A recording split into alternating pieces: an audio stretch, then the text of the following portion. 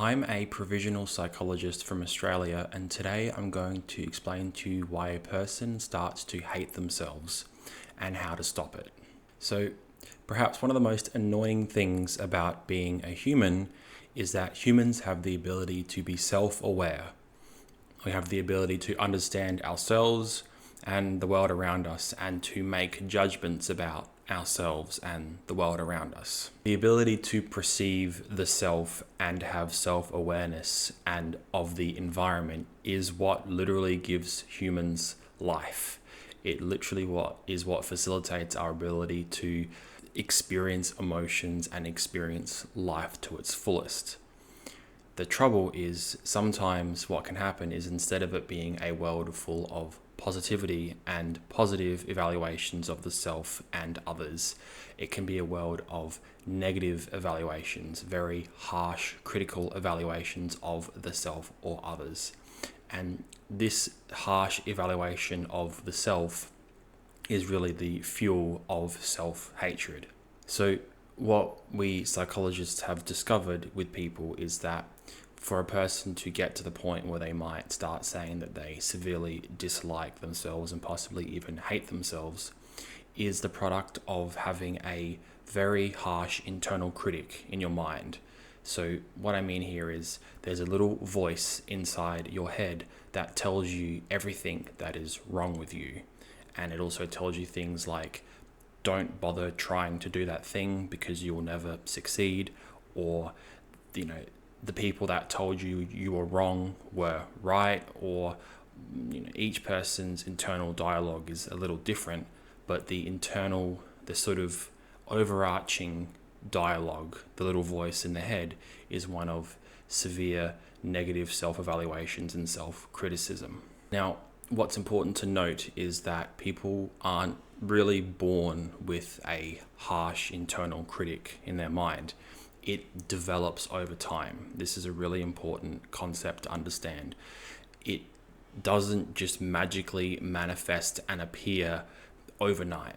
It's usually the product of life experiences, negative life experiences, or lack of positive life experiences across time, many months and even years. Everybody's origin point is a little different. So what I mean by that is the event or trigger that really started the development of the harsh internal critic. So generally speaking, according to the psychology research, traumatic experiences, typically during childhood, seems to be a substantial sort of predictor of self-hatred later down the track. People that have experienced excessive criticism, usually during childhood, but not always, that seems to be some of the key areas and times in which it develops. It can develop later in life as well. More recent psychology research points to the idea that excessive social media use and social comparison seems to play a substantial role. So what that means is looking at pictures of people on social media or like Instagram or Facebook and comparing yourself to them and deciding that that person that you're comparing yourself to is better than you, or they have more value, or they are more successful than you, and that can feed into the internal self-critic of, oh man, that person is doing really well, I'm not doing very well, there must be something wrong with me. What can also happen that fuels the internal self-critic is when a person's self-worth becomes based on external validation, particularly when you try and externally validate against metrics that are unnecessary for you to try and evaluate against. For example, physical appearance and how you look and the kind of makeup you wear or the kind of car or clothes you wear. See, it doesn't really make logical sense to actually self-compare against those metrics, but in absence of a person being told that, they might just continue to do it anyway, thinking that if they can look like a certain celebrity on the internet or something like that, a certain social media influencer or content creator, then Or if the content creator looks happy, then if I become like them, I'll be happy. So the way to really understand the idea of self-hatred is to see it as this little internal voice inside your head that tells you all the things that are wrong, or all the ways in which you're going to fail. And you can think of it really like a pair of, this is going to sound unusual, but just bear with me. You can think of it like a pair of sunglasses that you use to filter the information out that you see out there in the real world. You see, when a person, people only know what they know. The things that they've learnt, they use that learning to govern future behavior.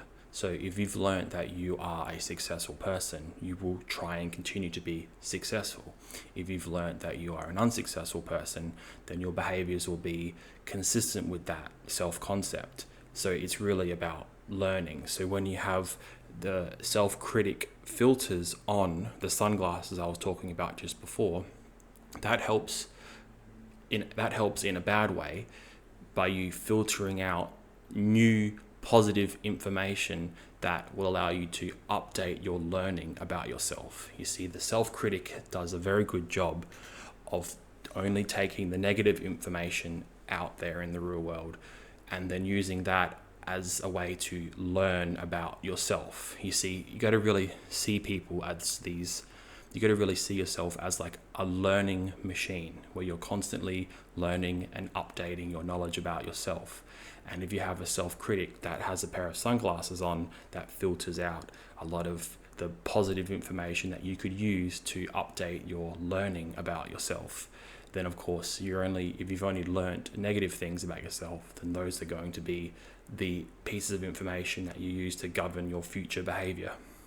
And that's really the key to overcoming a lot of these issues, is seeing yourself as this continuous sort of entity, this machine, I guess you could say, that can actually update its knowledge about itself. It can update its software.